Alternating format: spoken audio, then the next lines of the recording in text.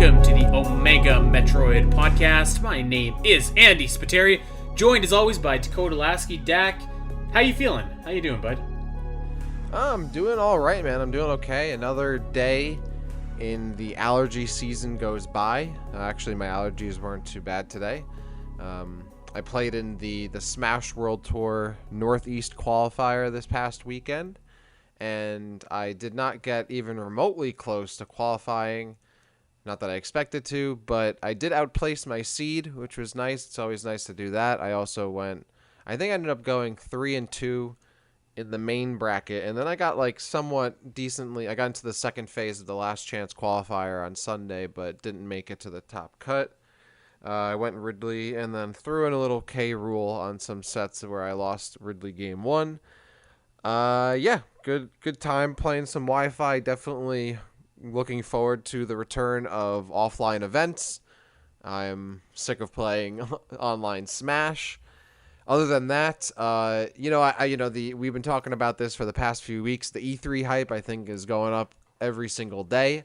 I really haven't been excited for much gaming stuff in the past few months, so I'm excited to have this event coming up soon and hopefully getting some Metroid news. I've been working myself up into a frenzy about a new DK game.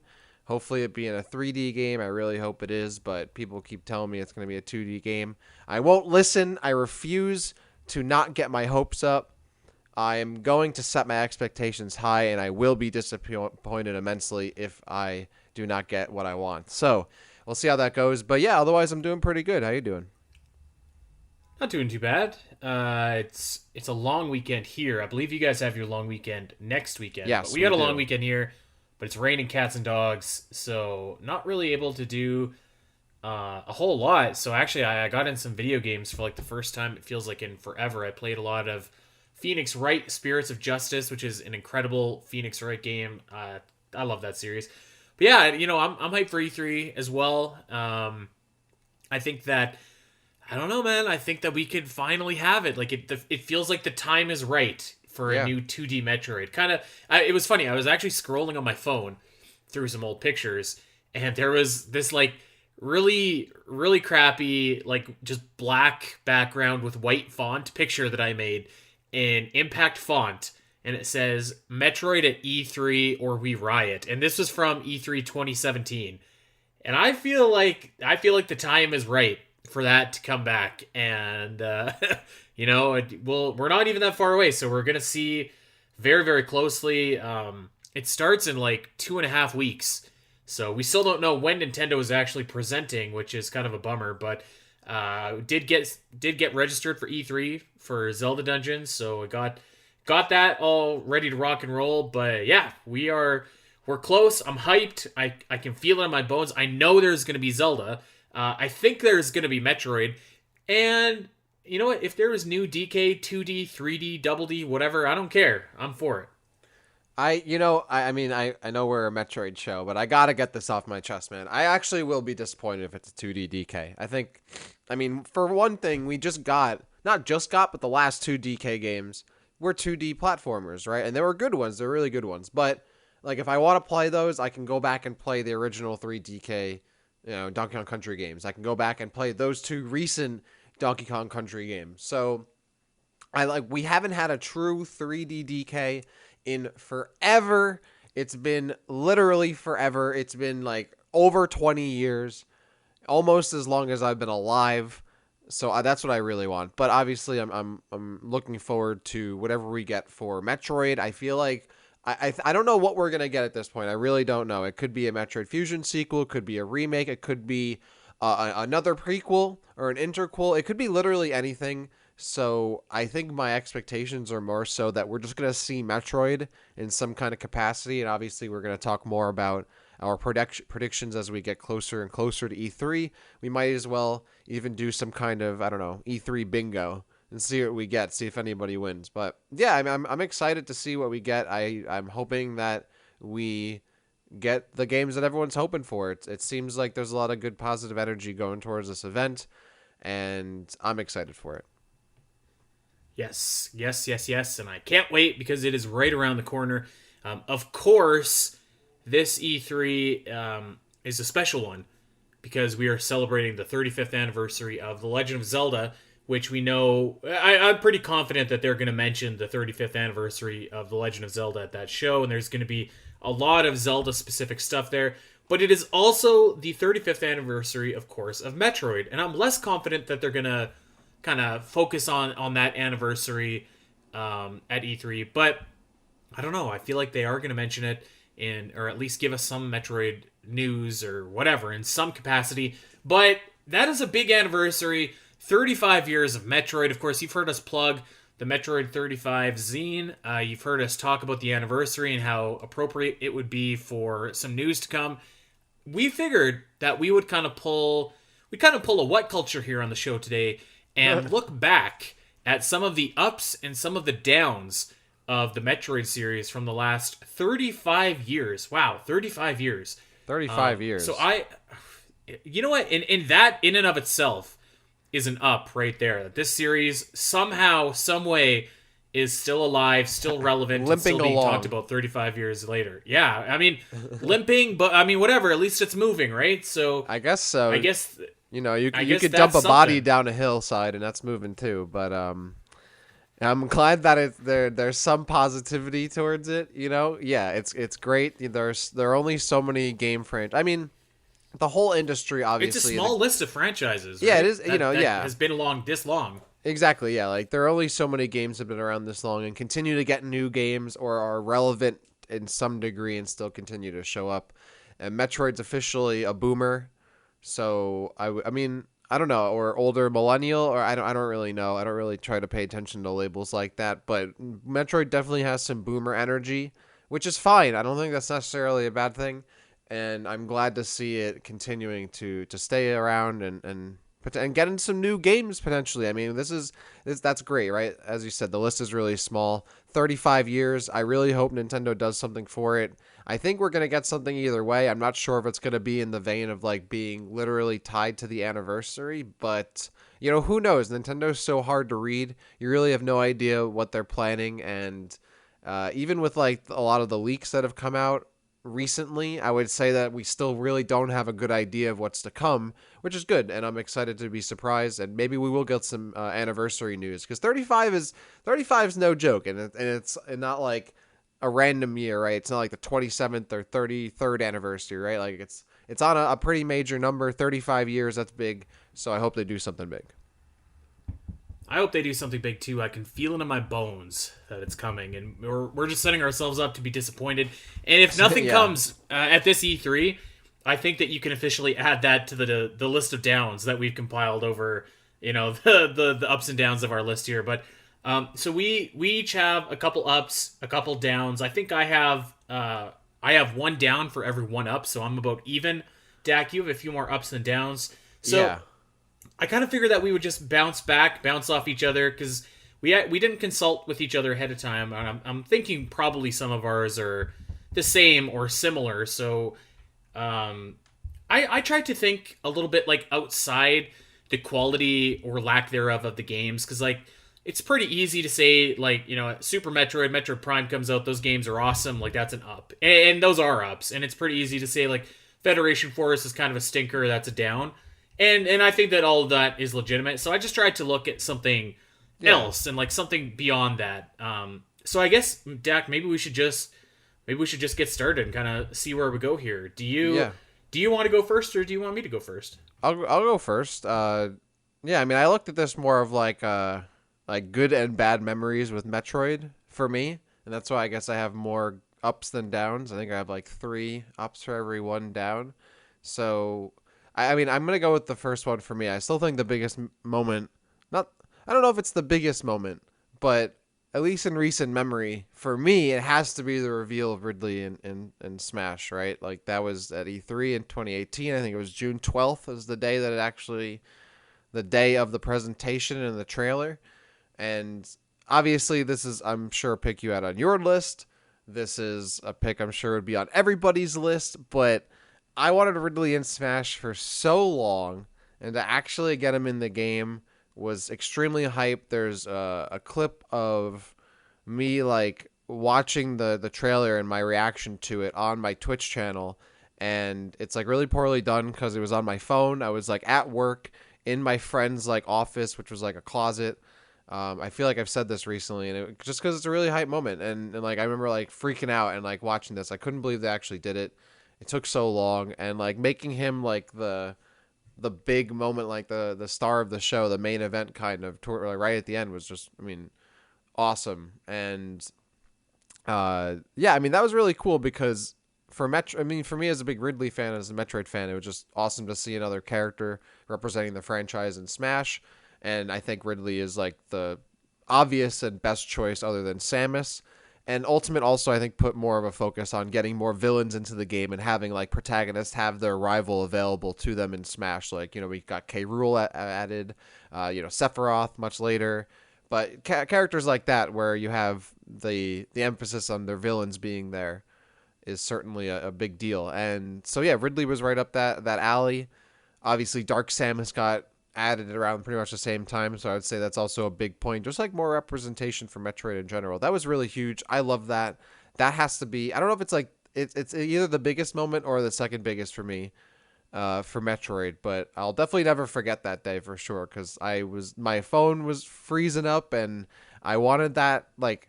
Once I got that, I was like, wow, like I don't even care what happens right now. Like I got Ridley in Smash. I was really happy, and it was one of the biggest I think one of the biggest moments for me in just video games in general.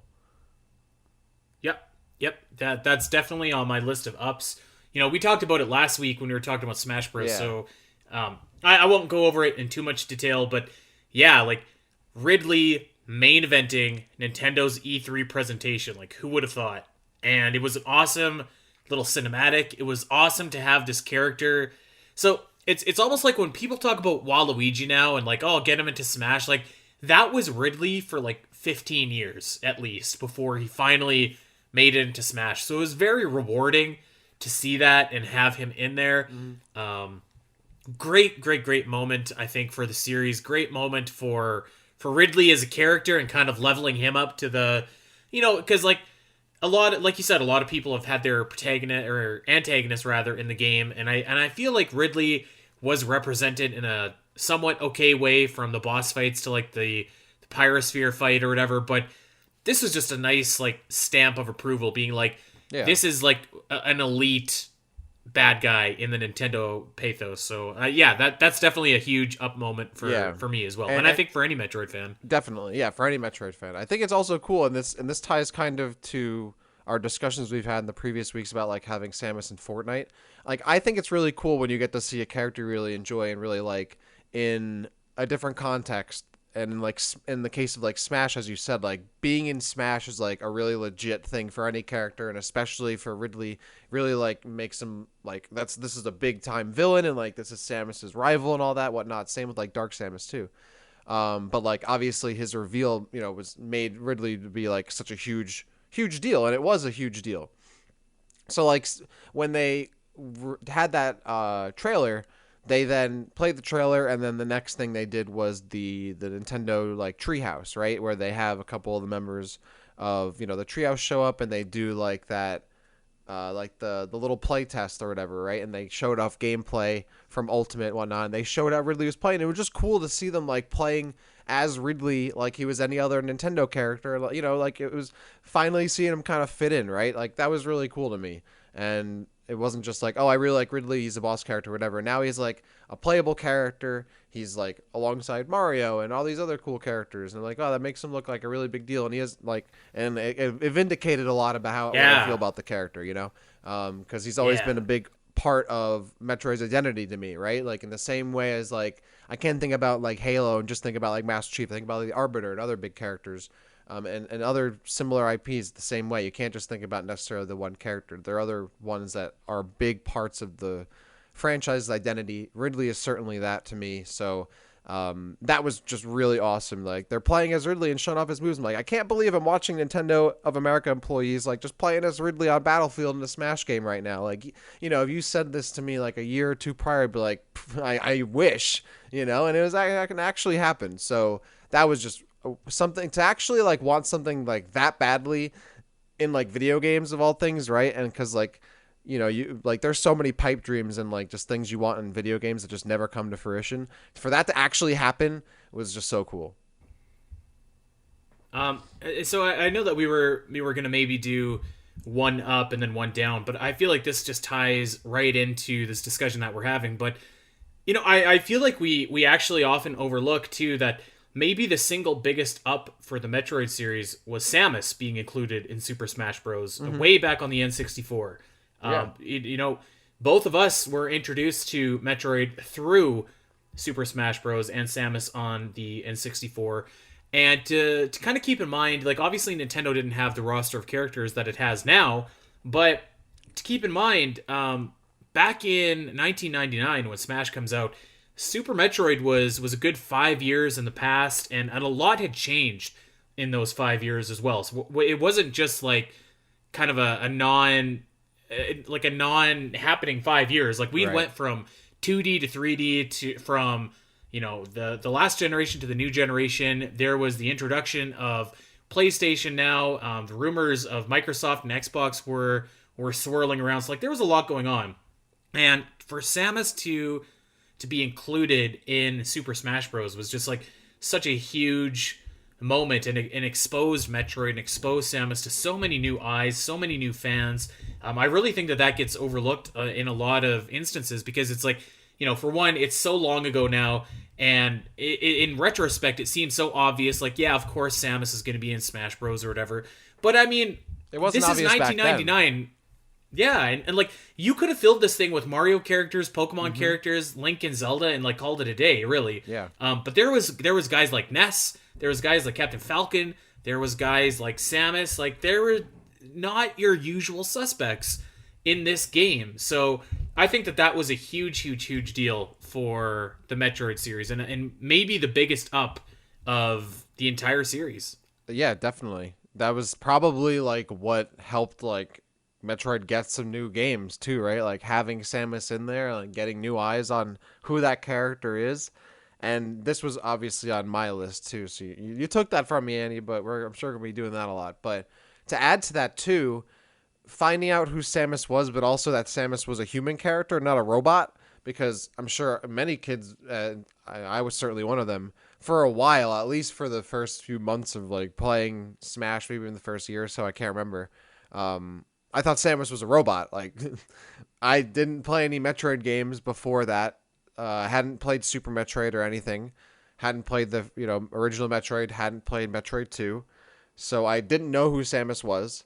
And Samus makes robot noises. So I assumed that Samus was a robot, which was still cool. But when I found out that you could, actually see who Samus was by using an electric attack by Pikachu or Ness, and then pausing it at the right moment, and you could see like the shock animation, and it shows Samus's body within the armor, and you can see it's a person inside. I was like, whoa, that's cool. And that actually made me even more interested in the character, because I was like, oh, that's really interesting. Like, it's someone in a cool, like, a power suit, like, that's awesome. It's power armor. And so that was, and like, that was a little, like, Easter egg, I think, too, So, and back then, like, when you could just, like, it was harder to get information off, like, the internet or whatever, right? Like, you didn't have social media or anything like that. Like, finding a little bit of information. I don't even know if I'm pretty sure I either got it off the internet or from a friend, but, like, just having, like, getting that information and then, like, finding it, like, and applying it in game, like, oh my god, like, wow, it's a person. Like, that was huge as a kid back then. Nowadays, it wouldn't be a big deal. So, I don't know, that was really cool, too. And, yeah, I mean, that made me, like, really interested in the character, besides the fact that it was just really cool if it was a robot or not. And having Samus in Smash definitely has to be at the top of everyone's list for this. And it was just really awesome, because Samus is a really cool fighter in Smash and kept her going for many years to come, I think. So that's definitely an up for me, too. Yeah, no doubt. Smash Bros. Really has done a lot for the Metroid series. I think that can't be disputed. Let's talk about a down. I feel like for the Metroid series, and this is just a down really in life, and it's got nothing to do with Metroid at all. But Oh, boy. yeah, I don't know where you're going with this. I think that one of the biggest downs has to be the untimely passing of I'm probably gonna butcher his name. I'm so sorry, but Gunpei Yokoi. Oh yeah. who is basically the father of Metroid. He was instrumental in creating the Game and Watch, instrumental in creating Metroid, Kid Icarus, games of those ilk. 1997, he was killed by a car accident, and that I feel like that is just a the rest of my downs are kind of focused on, we'll call them marketing decisions or events in real life or whatever, but this one is just a real sad, tragic thing to happen for Metroid. A real person was taken from us too soon, and someone that was instrumental in having Metroid become the series that it became. It was just a really sad thing. So yeah, that's definitely a down to see a life like that cut so short, and that's it's super unfortunate. Well, I will say I don't have much to add, but I will say that I would think that in maybe not retrospect, but I think he would be happy to see where Metroid has come since he created it and since he's last seen it, Like just to see like how many great Metroid games and how many new Metroid fans and people that have, enjoyed the games that he helped create and started. I think that he would like that, and I'm sure would definitely be happy with where Metroid has gone for the most part. Yeah. So maybe there's some solace in that. So yeah, just wanted to throw that out there. Let's move on because we did two ups. So let's do two downs. Oh my god. I think that this is. You'll probably argue with me, but I think that this is the biggest blight on the Metroid series name, and it's not. It's actually not really Metroid's fault, but Nintendo's, of course. But I think when they killed AM2R, that was a huge, huge, huge blow. I don't know, not to Metroid, but like it was just such a demoralizing blow to the series. Like to see people, like creators that were pouring their heart and soul into creating this new project because Nintendo wouldn't, and to see it get struck down. And I know that fan games get struck down all the time, but I feel like there's something so different about AM2R. I don't know if it's because like it was just so good, and a lot of fan games are kind of all over the place in terms of quality, but like this was good enough to be an official Metroid game. I don't know if it was because we were just starved for Metroid news at the time. I realized that this led to I'm sure they were already working on Samus Returns at the same time, so they had no choice. But it was a huge blow to morale. It was a huge. I don't know. I feel it was like a black mark on the Metroid series. And yeah, something that I really, when I saw it happen, even though it's one of those things that like it's coming, what's going to happen. When it happens, it's just like, oh god, it like all the wind comes out of the sails, and it's just like, how do we go on, and how do we keep believing in Nintendo after this? So I think that for me that was a huge black mark on the series. Yeah, I mean, I don't think you're wrong in any of that. I definitely think it was pretty bad. But I mean, to say it's like the worst thing that's ever happened to the series, I mean, Other M is the worst thing that's happened to the series without even a remote argument. Other M is by far the worst thing that could happen to almost anything ever. Truly an atrocity upon humanity. But I think the thing with Samus Returns, I mean, for me personally, I'll admit that like, all right, so like when this happened, I wasn't like as plugged into like the Metroid community back then, and like I honestly didn't even know too much about AM2R. I wasn't like anticipating it because I didn't know really about it until like it got canceled. Like that's kind of when I heard about it, or like not canceled, but like like cease and desisted, right? C and D. And then Samus Returns kind of followed like almost pretty much right after that. So like it didn't really have much an impact on me.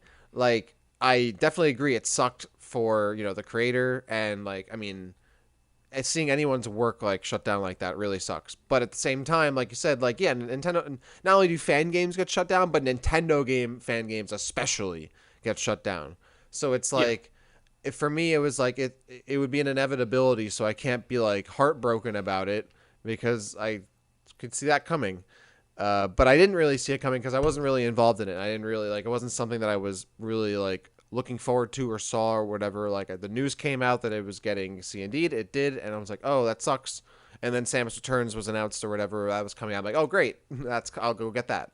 And that's how it was for me. So like I don't really even see it as like, I mean, it's not a black mark on the Metroid. And I know you let off with that. It's more for Nintendo, but like I wouldn't really at all put this as a strike against Metroid. We still got Samus Returns. At the end of the day, we got both. We got two great games out of it. We ended up getting another Metroid 2 remake. We got AM2R.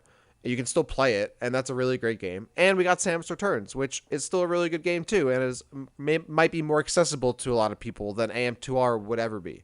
So I don't really think I definitely disagree that it's like a dark spot or a blight on Metroid. Like these things happen in gaming. We got two great games out of it in the end, and I would say that even I would even argue to say that the C&D and cancellation of AM2R gave it some more notoriety and popularity for people, and might have gotten it in front of more eyes had it not, had it not been canceled at all. So I wouldn't necessarily argue. I mean, it's certainly a down. I'll agree, but I would not put it as it's the worst thing to happen to Metroid or near the top. It's probably up there though. I mean, I'm not gonna die on that hill or anything, but like, I mean, Other M and Federation Force, I'd say are probably worse.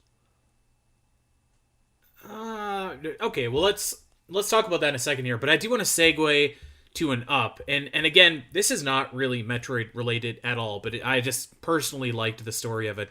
I think an up for me from the Metroid series, or like it's something that was related to the Metroid series, is speaking of AM2R.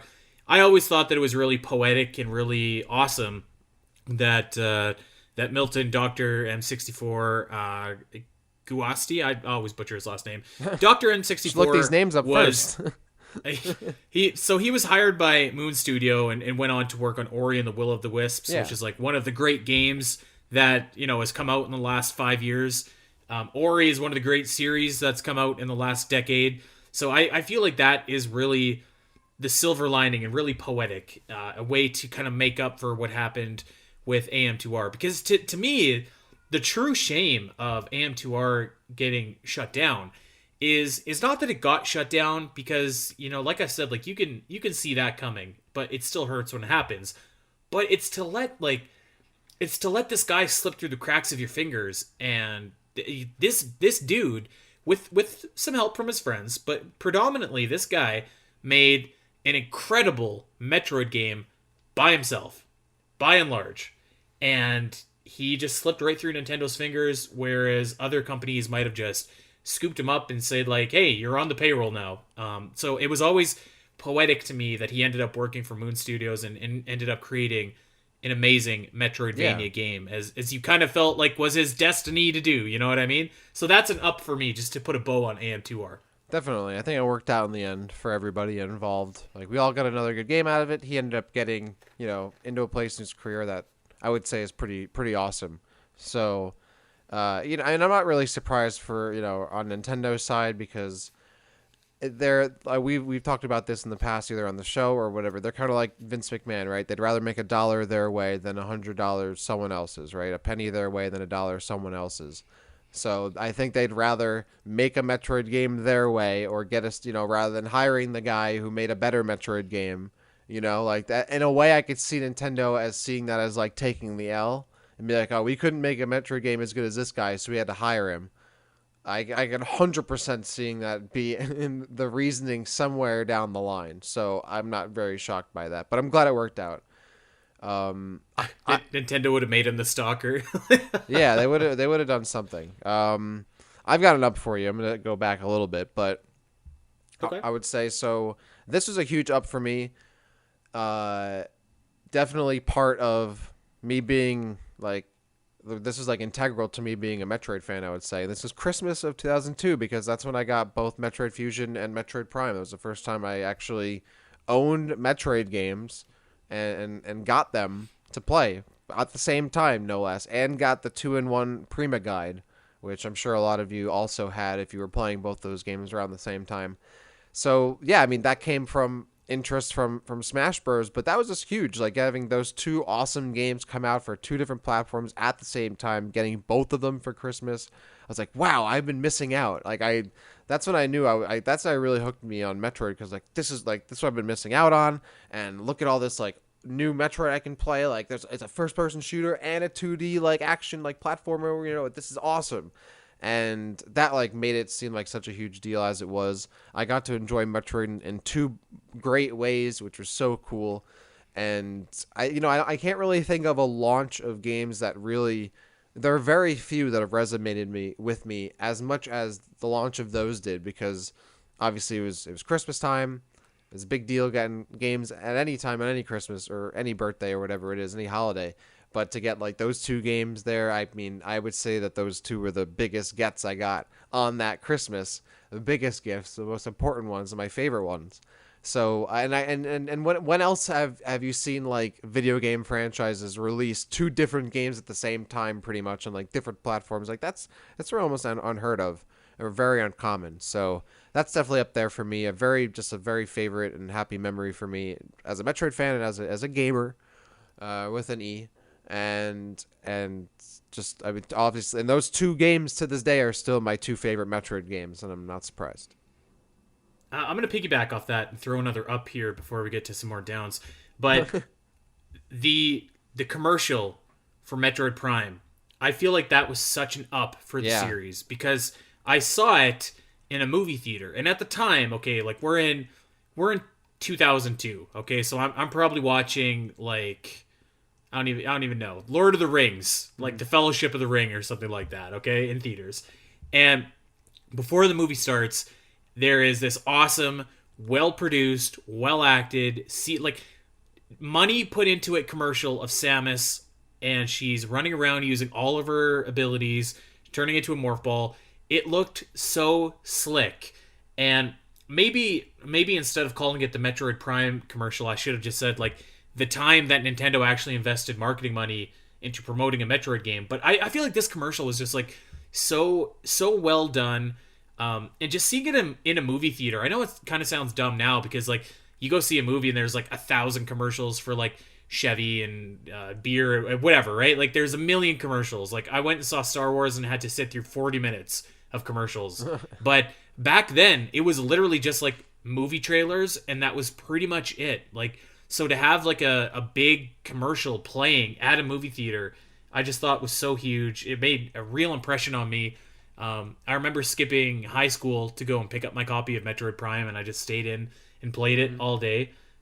So I think that commercial really did wonders for the game's sales, and obviously because at the time it was the highest selling Metroid game, and I guess still is if you don't count virtual console sales of other titles. So yeah, that commercial and the dual release, I feel like was a high time to be a Metroid fan. It felt like Metroid was back. Well, speaking of which, is I know you want to get to downs, but I really want to stay up on the good times. So before we go to that, I have one more up for you. Since we're talking about launches and all of that, and good times, like, oh, this is a great time, Metroid's back, whatever. Felt the exact same way when Samus Returns eventually got launched and released, because that was the first time in a long time that I went out to just get a new Metroid game from the store. I had been it had been 7 years. I didn't go and get Federation Force. And honestly, I think I got Other M either for Christmas, or I think I got it on GameFly and then I just didn't return it. And that was one of the cool things about GameFly, is if you like couldn't get a game somewhere and you somehow got on GameFly, you just like keep it and they just like charge you the difference. I think I got it from there. Either way, shout outs to GameFly.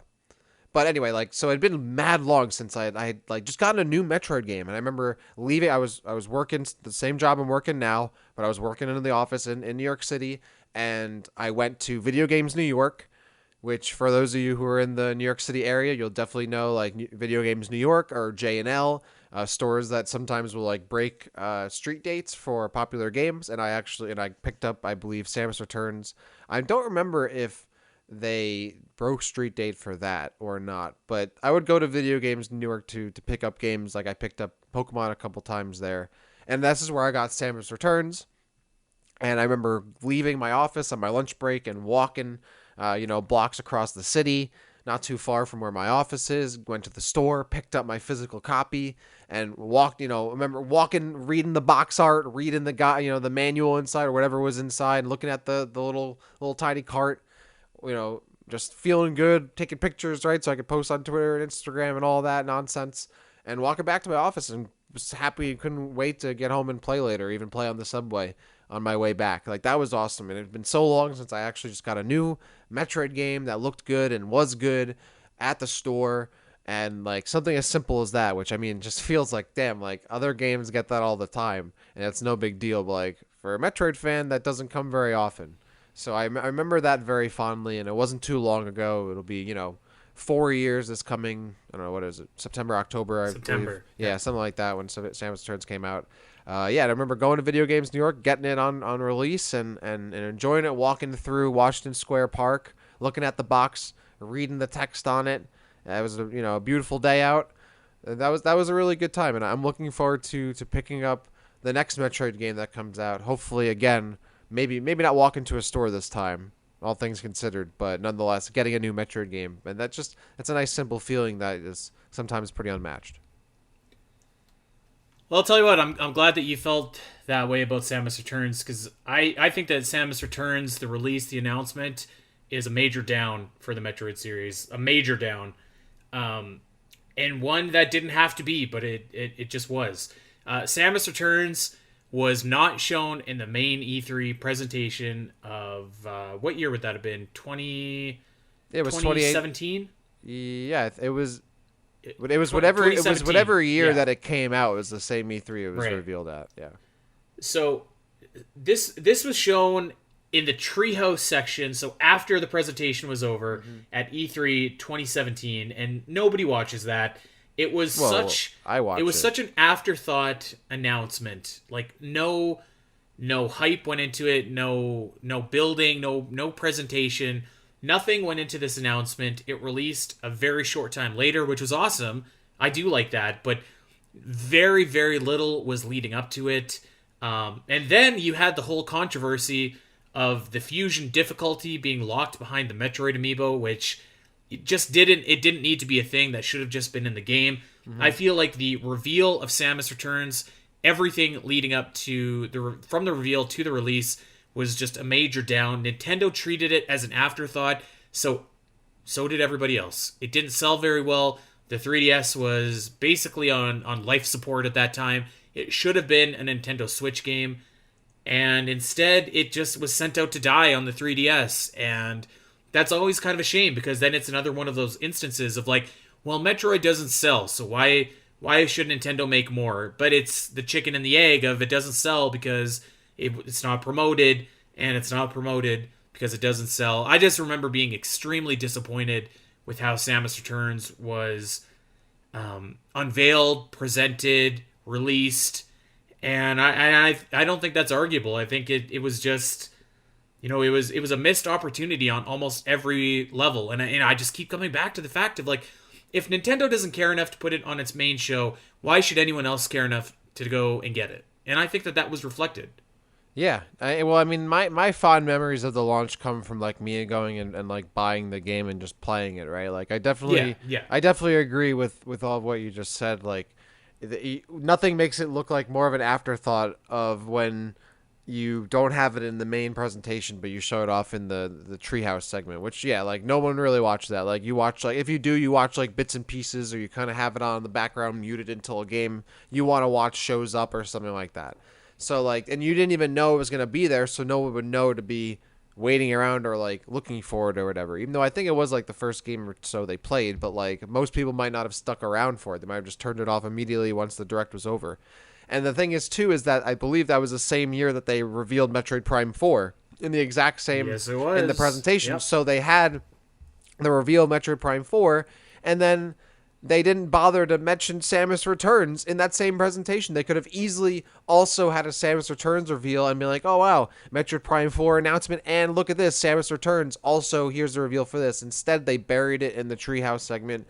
I definitely remember that. I remember at first being like, oh my god, like I was still so hyped about Metroid Prime 4 that they were suddenly talking about Samus Returns. I was like, whoa, I'm still trying to take in Metroid Prime 4. and now they're going over, a 2D Metroid game. I think in that way I was almost like overwhelmed. I was like, wow, this is great. Like there's almost too much Metroid. But at the same time, I wish they had, shown it properly in the actual presentation, and that really was a missed opportunity. And then, yeah, of course, like there was barely any promotion for the game afterward. There was, I think, a week or two where we got a bunch of commercials on the internet and on like, YouTube videos and a couple ad spots on TV the week before the game launched, and that was really it. It definitely should have been on the Switch. They definitely should have promoted it more, and the game looked really cool. They had some cool ads for it. I don't know why they didn't put it into the E3 presentation. I don't know why they didn't put it into more advertising. So, yeah, maybe they just didn't feel, maybe I would assume they weren't confident in it doing well. And, yeah, self-fulfilling prophecy, they weren't confident in it doing well. It didn't do well. They're like, oh, look, just as we thought. But they didn't really, if they had confidence in it, it might have done well or better than it did. But, so, yeah, I mean, we got Metroid Prime 4 that same year, so I think a lot of people kind of forget about that. They're just like they're still so hyped about the fact that Metroid Prime 4 even exists, that like a Samus Returns remake, like a remake of a game that that's the thing too, is I think Samus Returns always had that issue working against it, is that it's a remake of a game that like a lot of people didn't play. So like it doesn't, like it's not catering to a lot of fans of the original because there aren't many of them. That's why it should have been more of a success though, because it was so new to so many people. I mean, I don't know, because a lot of people like playing remakes of games they already played before. They want to play the remake to experience the game again, a game they really liked, or maybe, play it again in a remastered state. But barely anybody played Metroid 2. I didn't play Metroid 2. I could definitely guarantee that a lot of Metroid fans out there these days did not play the original Metroid 2, probably weren't even around to play the original Metroid 2. So, like, for the game to be remade, it doesn't really speak to them because they didn't play the original. So, like, they don't really care about playing the remaster. I don't think I agree with that. I think that, like, if it's a new that's Metroid why people game, want, like, a Super Metroid or if it's a Fusion remake or not, if it's a remake, then you'll still buy it if you're a Metroid fan and be like, wow, this looks like a cool game.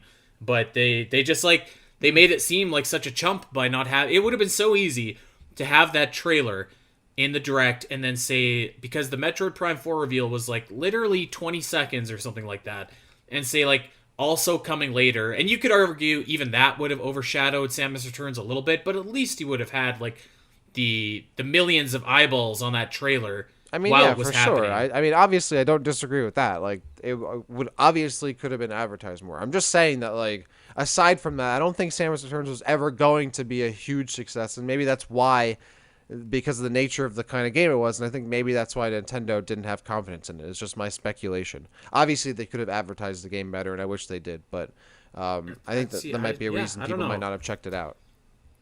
I think we kind of talked about this too on our should Samus Returns have been a Switch game episode, but I don't feel like that was holding it back necessarily. But I do want to talk about something else that I'm not sure that you'll agree with this or not. But in my mind, this is a down because it was another missed opportunity. And it looked like it was going to be an up at first, but it turned into a down. So when the Nintendo DS came out in 2004, it was packaged with a Metroid Prime Hunter's First Hunt demo. Yeah. This was awesome because it was just like, great, wow, everybody that buys a Nintendo DS is going to have access to this game and this demo, and it's going to get them really hyped up to play the game. And then you waited, and you waited, and you waited, and you waited. And it wasn't until mid-2006, so 2 years later, that this game was finally available for purchase. To me, this is a down. This is a missed opportunity. I think that if you would have had this demo come with the game and the game is ready to purchase like now, or maybe even like 3 months later, I think that could have done a really big favor for Metroid Prime Hunters. Metroid Prime Hunters still did 1 million copies, which is pretty good. But imagine what it could have been if it was ready to go right then, when it had the momentum, when it had that demo. I don't know if you agree with that or not, but to me that seems like a missed opportunity, so I feel like that's a down. Well, yeah, I mean, again, I definitely obviously agree that if they had the game come out closer to when the demo released, like, that would be way better. Like, that goes for any game. But I can't see it as a down.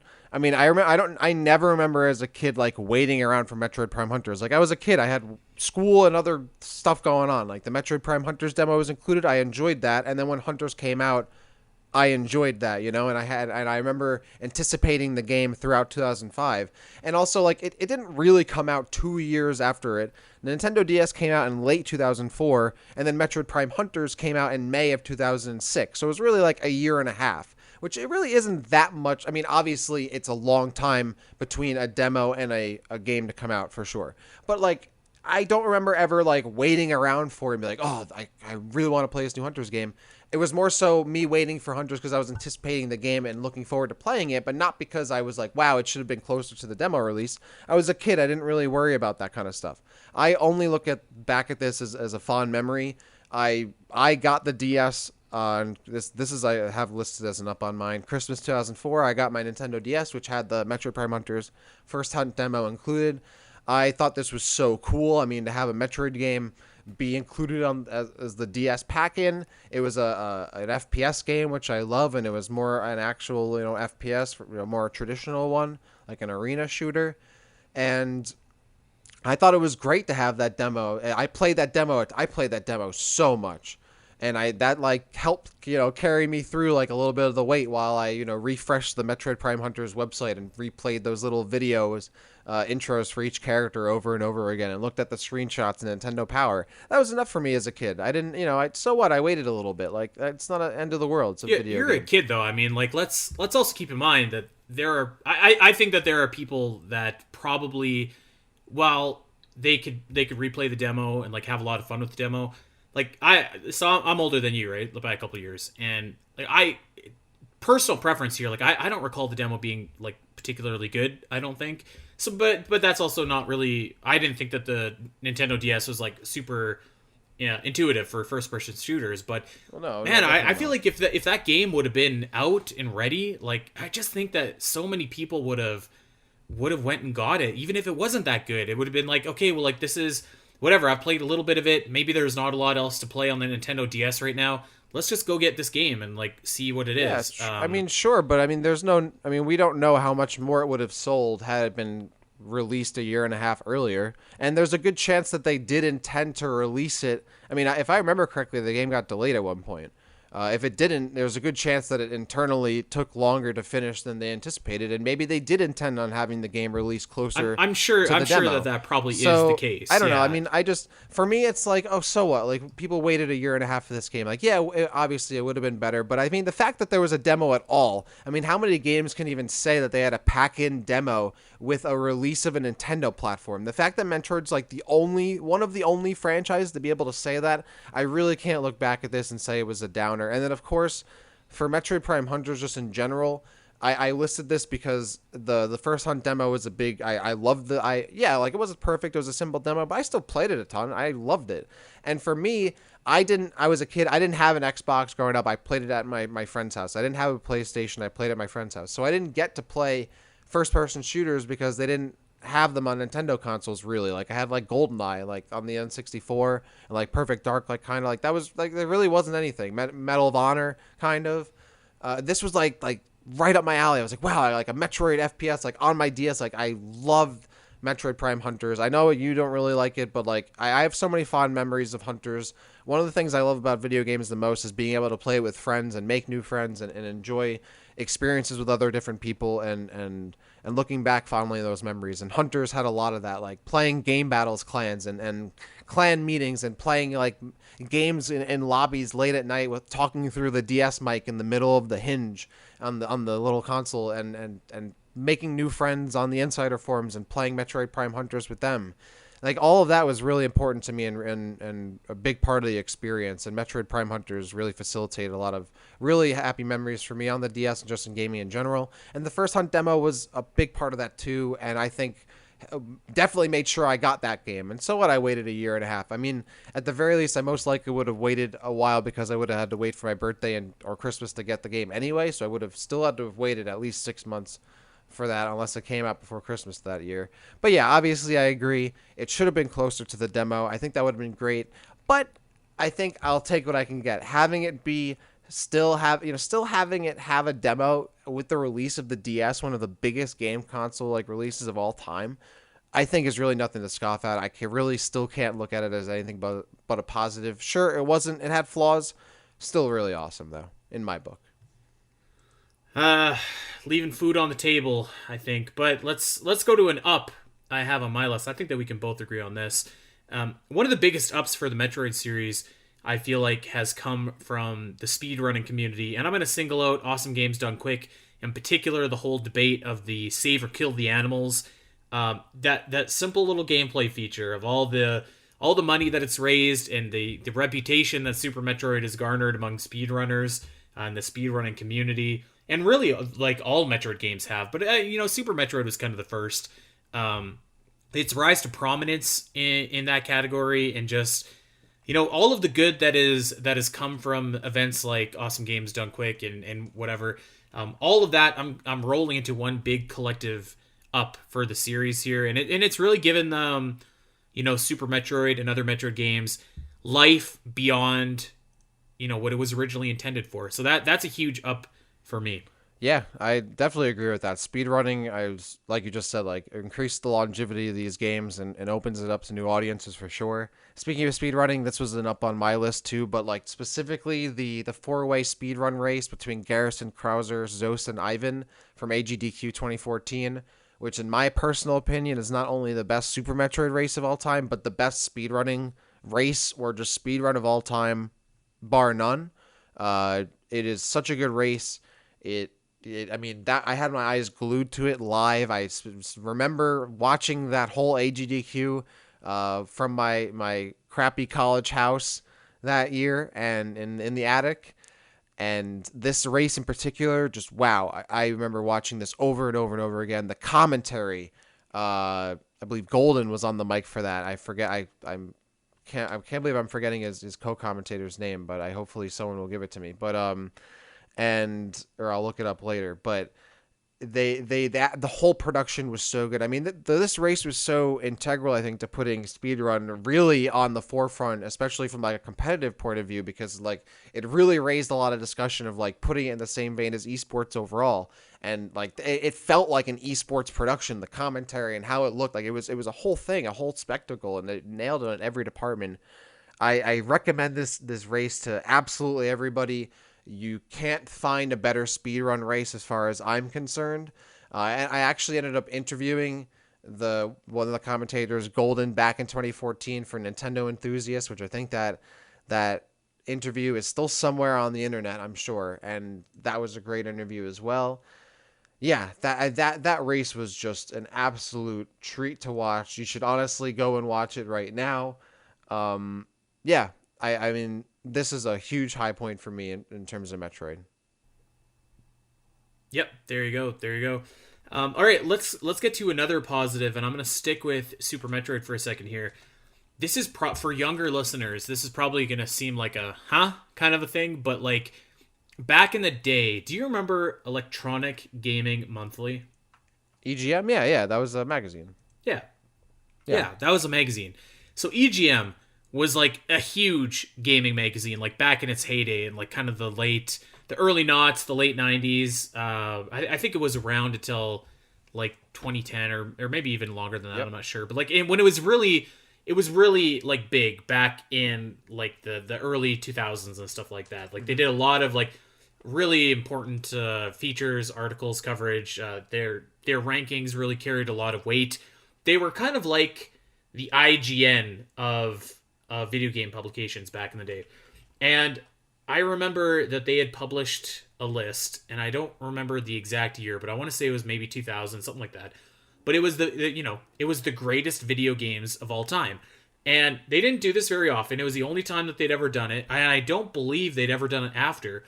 And I remember there was 3 things that really stuck out to me on this list. And one of them was that they had at number 8, Ocarina of Time, and at number 7, Majora's Mask, which is kind of funny because you never see people rate Majora's Mask above Ocarina of Time, but that stuck out to me. And they're right. At number 2, you could. I wouldn't hold that against you if you said that for sure. At number 2, they had Tetris, and I was like, that's so cool. Like nobody ever has Tetris, but like everybody loves Tetris.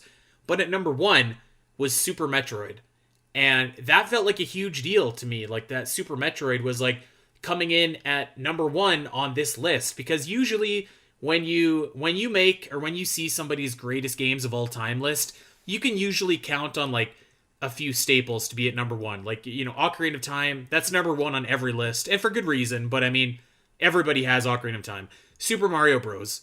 Another one. That's number one on everybody's list. Or Super Mario Bros. 3 sometimes. Those are like the usual suspects. And you usually see Super Metroid kind of up in the mix. But to have it at like number one, I was like, wow, this is so great. This is so like legitimizing for the Metroid series and for Super Metroid. It was nice to see it kind of get its spot in the sun for once. So that might only be an up to literally no one but me, but I really loved that. Yeah, I mean, I gotta say, I definitely don't remember that, but I definitely agree that that's pretty cool. I mean, it's hard to pick. I personally have a hard time picking favorites with so many different things, and there's so many great games out there to like. It's hard to press anybody on what they could say is the best game ever or their favorite game, but I think everybody would say that Super Metroid is definitely one of those games I think pretty much always has a case for that, which is certainly a testament to its quality.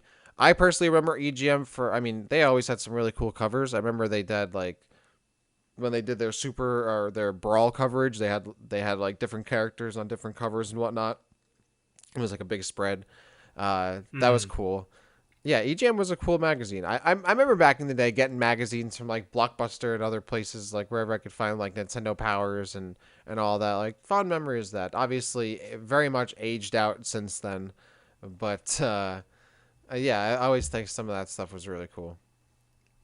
And I was pretty happy when they gave Metroid Prime the platinum. So they had 3 different reviewers review games, and if each one of them gave the game a 10 out of 10, then it got a platinum award. And Metroid Prime was platinum, and it was their game of the year for 2002, which is cool. Nice. So I just googled it quickly. So the top 5 of their top 100 list: number 1, Super Metroid; number 2, Tetris; 3, Zelda: Link to the Past; 4, Castlevania Symphony of the Night; and 5, Super Mario 64. So that's pretty good company to keep. Yeah. So yeah, that's not that was cool. That's not bad at all. Also, by the way, the commentator's name from earlier, Sinister One. Sorry about that, but I remembered Golden Sinister One. Anyway, continue. There we go. All right, well let's talk about some downs. Downs. Really I quickly. feel like we just did some downs. I feel like, didn't we? Can we do another up? I want to. You keep wanting to drag us down here, man. I want. Can we do an up, please? I feel like we gotta. Hold on. Let's do this. All right. Let's do a down, but I'm not gonna dwell on it because we have 2 episodes dedicated to it. How about that? All right. Well, all right. You know where I'm going. Yeah. Okay. All I'm gonna say, a down for the series is Metroid Other M. It misses the mark, and I don't really think much else needs to be said. You can hear our thoughts in great detail, detailing Other M. But I think that if you're going to do a factual history of Metroid, you do have to say, like, as much as game quality isn't a part of our list or trying not to be, I think that you have to say that is a down. Yeah, I really don't have much to add to this. Go listen to those 2 episodes on how I feel about Other M. I will say that Other M is a true, excruciatingly awful game, a travesty. And if you enjoy this game in any other way than to laugh at it or pity it, then God may have mercy on your soul. So yeah, moving on. Mercy on your soul. Okay, one other quick down that, I mean, really, there's nothing really else to say other than we haven't had the continuation of the Metroid story in 20 years. Oh my God, There's nothing really to add to that. It's just, it is what it is. I think that's a down, but it's a down that could be fixed. And hopefully will be fixed. Yeah. But as of now, it's definitely a down. Yeah, and we can definitely go back and forth on how we think it should be continued, but at the very least, I think everybody agree that it should be continued one way or the other. And I really do hope, I mean, we've had an episode on this. I think we'll probably do another episode on this definitely quite soon, especially if we get, news about it at E3. But I personally really want to see like a wrap up to the story that was, being told through, Super Metroid into Fusion, and I'm not going to talk about Other M because I just talked about that, but whatever. And seeing the culmination of that, we're left still waiting to see what happens next. I want to get what happens next, and then we can move on. I really hope we get that continuation. I cannot believe that it's been, I mean, it'll really be like, let's say the Fusion sequel comes out this year or next year, it'll be like almost, if not 20 years since the game's story has continued. It literally, chronologically, which is, I mean, I cannot think of any other like IPs, like fiction IPs out there that can say that they haven't had their story continued in that long, despite still being active franchises in media. So, really hope we get a continuation. Want to see more Metroid Fusion, Metroid Dread, whatever it is. Uh, I hope we get that this year. Yep. Okay, here, you know what? Since we're doing some kind of rapid fire, quick ones here, um, not really much else to say because nothing else has been followed up. But I mean, one of the big ups for the Metroid series is, of course, the announcement of Metroid Prime 4. I was tempted actually to put the announcement that development was restarting as a down, but I didn't because I think that the jury is still out. And if that comes out, Took it from then me.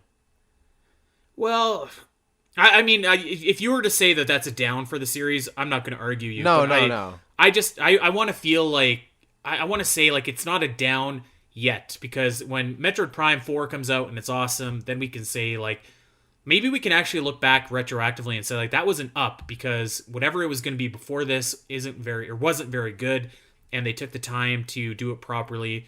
But I none of us know anything about that for now. So all I'm going to say is like the announcement trailer for Metroid Prime 4. Nintendo knew that we wanted Metroid, and Reggie Fils-Aimé basically said, we're not in the business of showing anybody things that are not coming out in the near future, but we want to let Metroid fans know that we're working on Prime 4 because we know that people are, like I said at the top of the show, Metroid or we riot, and people were ready to riot. So that was cool.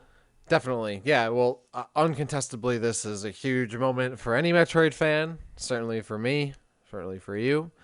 Yeah, this reveal was a super hype. I mean, actually, it's one of those things where, like, all right, I'm definitely pretty certain that they're going to make another Metroid Prime or Metroid Prime style game in the future, but you never really know, right? Especially with Metroid. But, like, the fact that they were like, yeah, we're making Metroid Prime 4, it's really making it. I was like, wow, that's crazy. It's like after Halo 3 had come out for a while and they revealed Halo 4 is coming out. I'm like, oh wow, like that's awesome. So yeah, Metroid Prime 4's reveal, like it didn't need much. You just needed just the pull in, the logo, the title. That's it in development, and that's all you needed. We've all seen the reveal video from the reactions of people at Nintendo World. I wish I was there for that. That would have been sick. Everyone popped off there. There were tons of, streamers on Twitch who had their reveals. That was, awesome. I'm definitely going to be streaming my reaction to E3 this year, especially I'll be working at home. So I can't wait for that. But yeah, that this was so sick. And then yeah, I was going to say like following through. I honestly I put the delay as an up. I thought you were going to put it. I wasn't sure where you were going to put it actually. I didn't think you were necessarily going to put it as a down, but I definitely put it as an up because whether or not the Metroid Prime 4 we're going to eventually get is good or not, I feel like we can safely say that whatever was being originally developed probably wasn't good. At least not good enough for like Nintendo to be happy with it, of course. So like I want to say that like that delay, like that change in development, whatever really happened, I'm sure we'll learn the actual details and they'll be juicy. I'm sure we'll learn them later. But I think it's probably going to end up being a net positive. I'm sure Retro is in some way happy to be back in Metroid, but also looking to impress and do a great job with this game, and then maybe set it up to be passed on to another studio afterward, or they continue working on it for 5 and 6. If they do those, who knows? But I thought the delay was good for me. Everyone always posts that quote of like, a bad, a delayed game can be good, but like, a bad game release is bad forever, whatever. Like in this day and age, like games can be released and be improved, right? Like No Man's Sky, great example of that. Horrible launch. Eventually they improved it. Master Chief Collection, horrible launch. Eventually they improved it. This game happens for games all the time. Patches, you can do that. So like, I don't necessarily think that like they could have released a bad game and then fixed it later. But also Nintendo's in the business of like releasing it good and making sure it's good on release, which I'm happy about. And I'd rather them take as much time as they can to make sure the game is good. I've already waited this long for the game. What's a couple more years, whatever. And also, a decade later since Prime 3 has come out, there are way more games for me to play, way more things for me to do, way more things to occupy my time. So I'm not sitting around and waiting for Metroid Prime in the same capacity as I might have been as a kid, as a teenager. So, but that's just me. So, but either way, I think the delay was good. I think it's going to lead to better development. So I thought that was a positive. Yeah, yeah, I agree with what you're saying. I don't know. I wouldn't say it's a positive. I mean, it probably will end up being a positive, but for right now, it certainly It's doesn't up feel in like the one. air. So I just think that it's one of those things that just kind of, it is what it is for right now, and I'm sure that it probably will be a positive, but that's one of those things where it's like you gotta have patience in order to see the light at the end of the tunnel. Yeah. So I have one more up and one more down here, and my up is actually something that I want to talk about long form here, coming up pretty quickly. But this is going all the way back to Metroid on the NES. Samus is revealed to be a woman. That is one of the greatest ups for the series because, I mean, at the time, you didn't have a lot of female video game protagonists. You just didn't, and especially in the way that it was done at the end of the game after all the kids playing, I'm sure, have been like, oh, this dude is so cool, this badass warrior or whatever, and then to have it just kind of revealed that she's a woman, I thought was really cool and really special, and just a progressive thing like back in the day when you didn't see really a lot of that. And of course now it's not really second nature, or you don't give it a second thought at all. You're just playing a Samus, and Samus is Samus. But back in the day, I mean, that was a big deal, and you kind of touched on it earlier when you were like, "Oh man, that's cool!" Like once she lights up from getting electrocuted, like it's a girl in there, like wow. And it was a cool move, and something that you didn't really see a lot of back in the day. So I think that's an up for the series.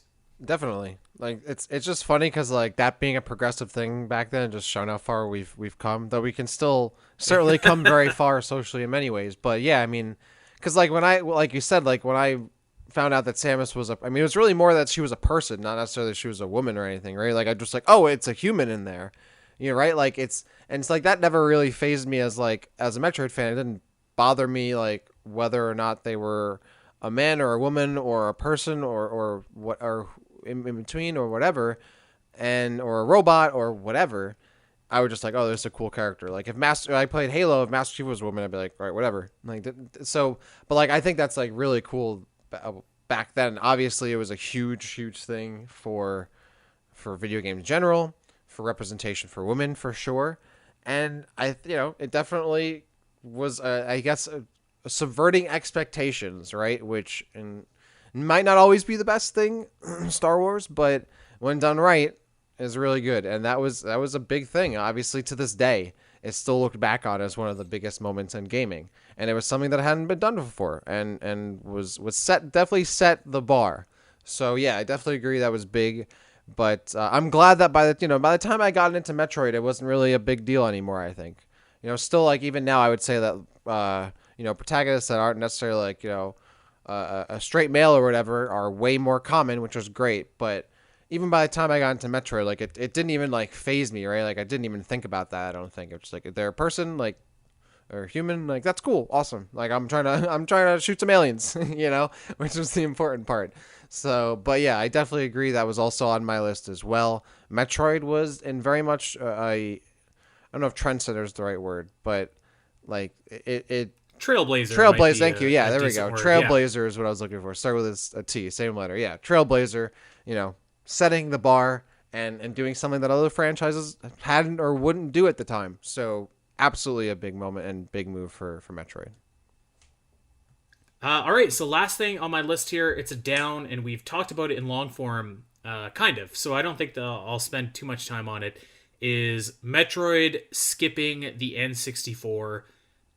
Disappointing that it did not release on the N64. It kind of killed the momentum of the series a little bit. Obviously, we know that it would rebound in a big way on Nintendo GameCube and Game Boy Advance. But you know what? Even like I mentioned Symphony of the Night earlier, that was just a 2D game on the PlayStation, and it was awesome. And I just think that they could have done, if they didn't know how to do 3D Metroid, man, they could have just done 2D Metroid. Like we had 2D Yoshi games, Kirby games on the N64. It's too bad that we didn't get that on the N64. And Like, luckily, we had Samus and Smash, and that was kind of enough for, the people my age or your age and whatever that were really getting serious about video games at that time. Because without Smash, it would have been like, okay, well, who's Samus? What is Metroid? Yep. Who is this robot? So it's it's too bad that Metroid never did get a game for the Nintendo 64.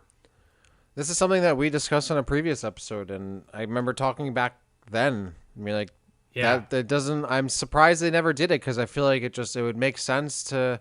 They could have done it in a first person way and like maybe, aped off of GoldenEye a little bit. They could have done it in like a third person way. And I really feel like, the Z targeting, Z locking from the Zelda series would make so much sense with the Metroid series, which eventually ends up using, a similar lock on system in the Metroid Prime series. As you said, they could have done a 2D Metroid, something like Yoshi's Story. That would have been great. Another very, very fond and favorite game of mine. I love Yoshi's Story. And I will never accept any Yoshi's Story slander. Anyway, yeah, I mean, we still ended up getting a renaissance of Metroid, if you will, in like the early 2000s with it appearing on the GameCube and the Game Boy Advance and the DS and whatnot. So I think it ended up working out in the end, right? But yeah, being on the N64, things could have gone way differently for the series. It could be a way bigger series. Who knows? It missed out on that big shift to 3D that other franchises had on the N64, that Mario had, that Zelda had, that Pokemon had. And Metroid eventually had that same shift, but it wasn't until a generation later where those franchises that made that same shift had already been doing that, and now they were making new advances and better graphics and all that. And Metroid Prime was just now dipping its feet in. Even though the game stood up graphically and caught right up, it still, could have, I think, maybe it set a better foundation or a stronger foundation for the franchise overall had it appeared on the N64. And I think we could have gotten a great game out of it. So, yeah. And keep in mind too, the N64 was a much stronger console, like performance, not performance wise, but like sales wise. Yeah, of course, exactly. Like more people had N64s than GameCube, so it would, if it would have had that foot up on the N64. Right, yeah, that's who knows? Right, exactly. That's part of what I was saying is, yeah, that they missed out on not only like the big shift graphically and like gameplay wise, but also of course, yeah, the N64 way bigger install base, way more people had the N64 and played that, and way more advertising, like it was just a bigger deal, the N64. And so the Metroid wasn't part of that at all. It wasn't part of any of the marketing. It wasn't like alongside those big franchises and those big releases, and didn't get like a big like hold of a large share of fans as a result. And it had to really start, like, honestly, it was good that it had a lot of games and good games on like the Game Boy Advance and the DS though, because that was a big deal, because the GameCube just, even though the Metroid Prime games are really solid, had way less people playing that. Game Boy Advance, I mean, everybody had one of those, so a lot of people played Zero Mission, a lot of people played Fusion, so I think that still ended up working out well. But yeah, what could have been on the N64 is something we'll always think about. Yep. And I'm sure that there's tons of other ups, downs that we've missed, but that was everything I had. Jack, is there anything that you want to go with before we get out of here? Yeah, I'm sorry. I was gonna say I have a couple more. Like I said, I had 3-1. I want to say on ups and downs. I might actually have been more than that because I added some more as we were talking, and then you ended up saying them. So whatever.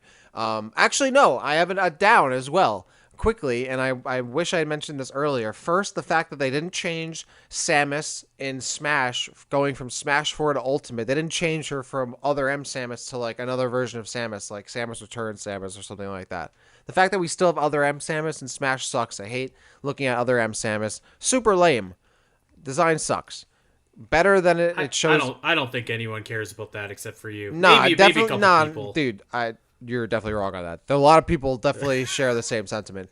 Granted, as we've talked about, the other M design in Smash is definitely better than the actual other M design, and other people have certainly can attest to that on Twitter. And yeah, that sucks. I mean, the Samus Returns Samus looks so badass, looks so awesome. Imagine that in Smash. I mean, it's simple, easy. I don't know why they wouldn't do it. Anyway, oh yeah, and then I guess Federation Force. That game sucks. Ups. My last two. My last two are, first is the E3 2007 Metroid Prime 3 corruption reveal. Or like not, maybe not from 2007, but the original reveal, whatever year it was, of Metroid Prime 3. either from 2006 or 2007. And I guess don't remember the exact year. But I remember vividly seeing that trailer and like the reveal of the game. I just really was blown away from it as a kid. I remember really anticipating Metroid Prime 3 a lot, and seeing like the reveal trailer where like they emphasized more stuff with the ship, and more the plot tying up with Phazon and Dark Samus, the grapple stuff and turning whatnot with the Wii remote. As someone who like didn't really enjoy the Wii remote in all instances, like I liked it for like Mario Party and like small motions, but like when you had to use it a lot, I really didn't like that. But like when Metroid Prime 3 came out, I was like, okay, like I'm kind of iffy on like having to point and shoot, but like the other stuff and the other ways you can use the motion controls and like the grapple and all that, like that stuff was cool. I don't know. I really like the Metroid Prime 3 like reveal at E3, like at the big Nintendo conference there. Like that was really hype. Like the trailer looked awesome. The ship looked so cool. I definitely vividly remember that reveal, even though I can't necessarily remember the day of it. But that was I don't remember. I don't know if you remember had the same memories of Metroid Prime 3's reveal, but I very much was anticipating that, especially coming off of Metroid Prime 1 and 2, and then the other Metroid games we got since those games. So it's funny that you said Metroid Prime 3, actually, because I think, and I wanted to save this for its own show, but I think that other than Samus Returns, I might say that Corruption was the game most let down by Nintendo in its release window in terms of like marketing and stuff. Yeah. But yes, the initial trailer was awesome, where it was like, get ready for one more fight or whatever. That was awesome. that was wow, I completely forgot about that. That was holy crap, that just blast from the past. One more mission, that's what Something, it was. It was awesome. one more mission, and then like the we would like to play commercial they did for that, which I thought all those commercials were so like lame and corny, but like it was cool to see the Metroid one, because like again, like it was Metroid alongside the other franchises, and I was like, oh, look at yes, Metroid, let's go, like showing up on TV. I love that. I remember like entering like a sweepstakes for the game, like obviously the marketing and like the fact they released around like the same time as Halo 3 was super dumb, but the initial reveal was at E3 so cool. I love that. And then the last one I have, this one I guess I don't know how I would contextualize this as an up, but I had a lot of fond memories of playing Metroid Fusion on vacation a lot as a kid. And particularly one winter vacation we went on where we went to like a dude ranch as a family, a lot of like snowmobiling, horseback riding and whatnot. But I remember playing Metroid Fusion there. And one of the things I loved about that game is that it has a lot of replayability to me, because it's kind of short and it's linear, so you can kind of just run through it and whatnot and not get lost every time. But like replaying that game while just having fond memories with my family, like, traveling and whatnot, and being able to like jump into that game and like quickly play it in like while I was on vacation and finish it on that vacation too, like as while I was maybe before I went to bed or like on the way there and back and whatnot. And I specifically remember playing it like at the cabin early morning before we like went out for the day, or playing it at dinner time and whatnot.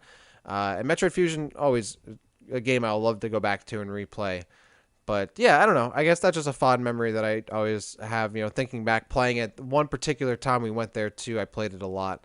And my favorite 2D Metroid game. A lot of good memories I've had with that, and something I just figured I'd mention. And I don't know. That's what I've got. There you go. Well, I have a ton of good memories playing tons of different Metroid games, but this would be like a 4-hour podcast. Yeah, true. If we were going through all those, but I mean, yeah, it's it's a testament to 35 years, all the ups and downs, and hopefully, I think that this E3 is either going to be a big up, or it's going to be, if there's nothing, it's going to be a big down, and we'll have to wait and see, but we won't have to wait and see, or we won't have to wait that long, rather.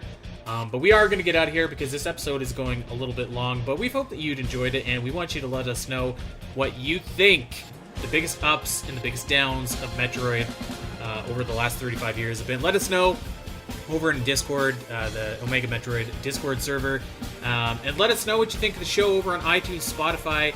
Give us a 5-star review if you think that we've earned it. Make sure that you subscribe while you're there. Give us a follow over on Twitter. We are at Omega Metroid Pod. I am at Spateri316. Dak is at DakCity_, and we are out of time, but we will see you back here next week.